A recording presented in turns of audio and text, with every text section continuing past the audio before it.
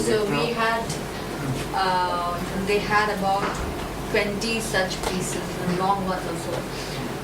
Some were on the earthquake, some were on their life in the making of Kala Raksha and things like that. And on partition. So we scanned, whatever material they had, then animated. So the only thing I asked them to make were their self-portraits. So maybe when. And what was incredible was she brought this to me, and then next day she came. I want it back. Why? What happened? She said, no, I forgot to put something. I said, it looks finished to me. She said, no. मैंने ये नहीं डाला है. This is my identity. Kada, that white kada. Then she did that and she brought it back and said, now it's complete. So yeah, I'm happy to answer any question.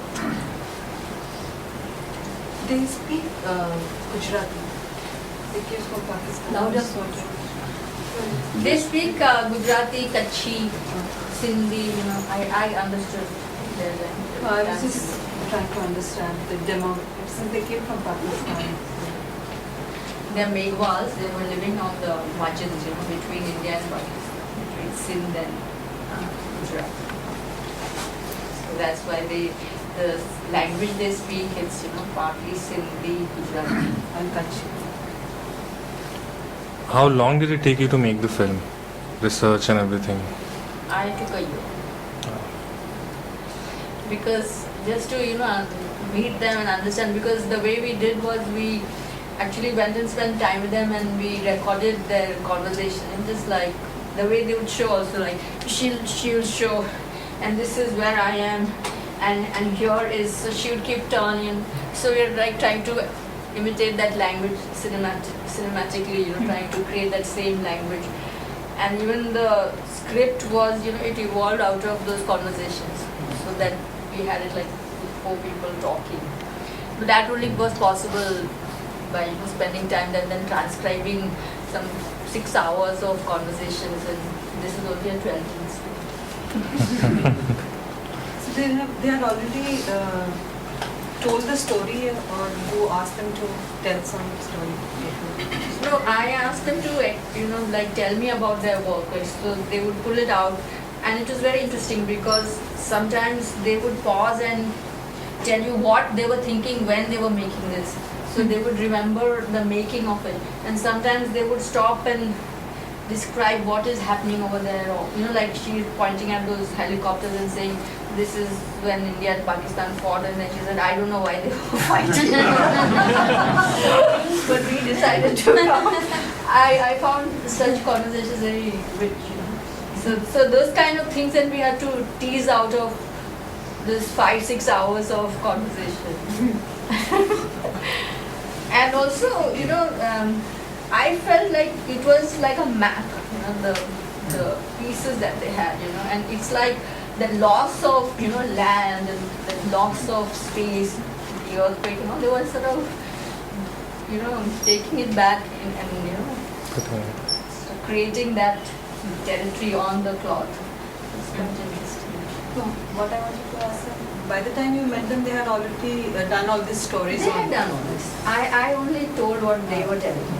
So I just animated the thing. I didn't even want to change the orientation. So those bullock cars, they went that way. So we let them go that way. My animators, Kirki is one of them over here. They said that how can we animate these bulls? They're sideways. So I said that's how they are. So we have to animate it the way. And it was quite nice because when I showed it to people in Bombay, they're like, what is this? What is this butterfly? And then I took it to them in Kutch because I wanted their response to see if we were going okay. So they said, they looked at it and they said, Barobar chhe. They had no quarrels with what is happening here. So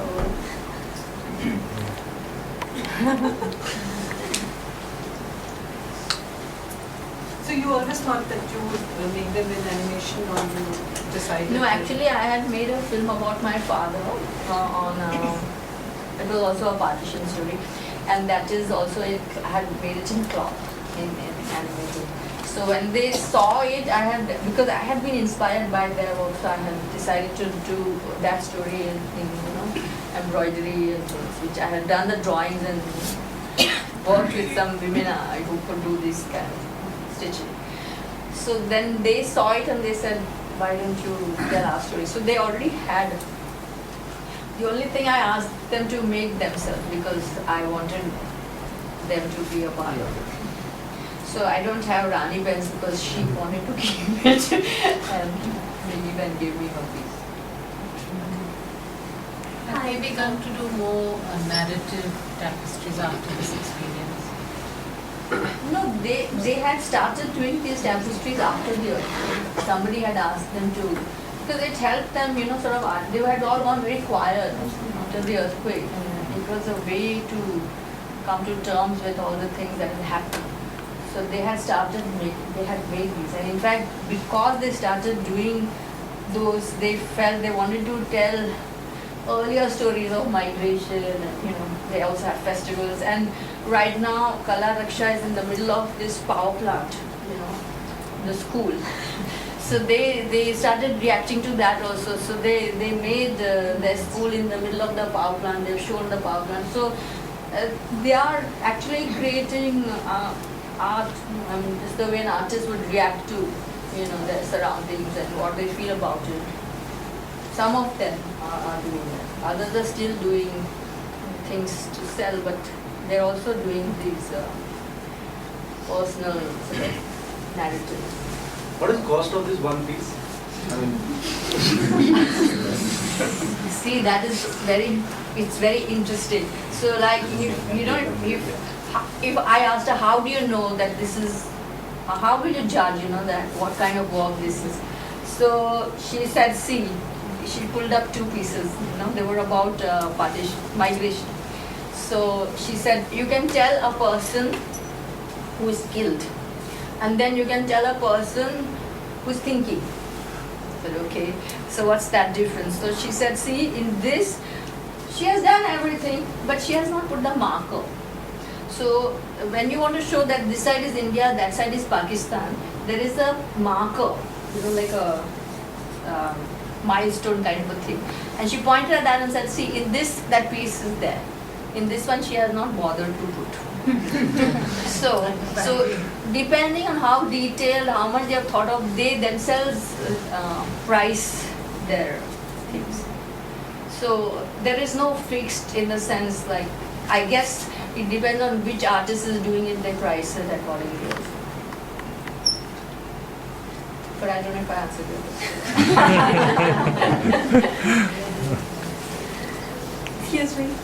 I actually work for a non-profit organization called Dasra, and we connect philanthropists with social sector organizations. So our latest report was actually on handicrafts, and Kala Raksha is one of the organizations profiled in the research.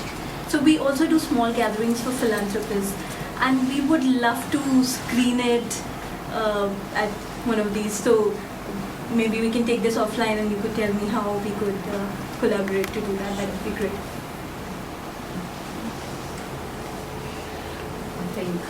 Please bring your other films. You may have questions for him.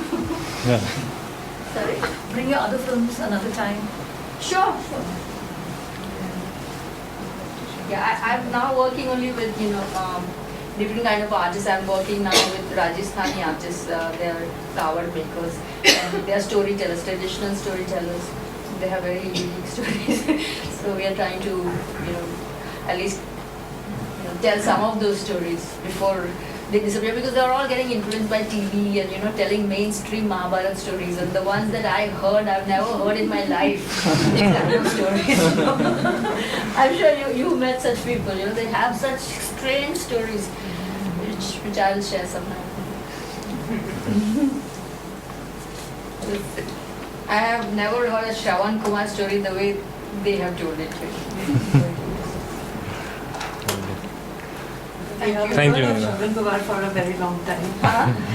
I know everyone thinks of Shravan Kumar as this dutiful son who took his parents in the tower and that's it, you know, but they are mad. The way they tell the stories is incredible. It's very refreshing and very telling. Thank you. Thank you.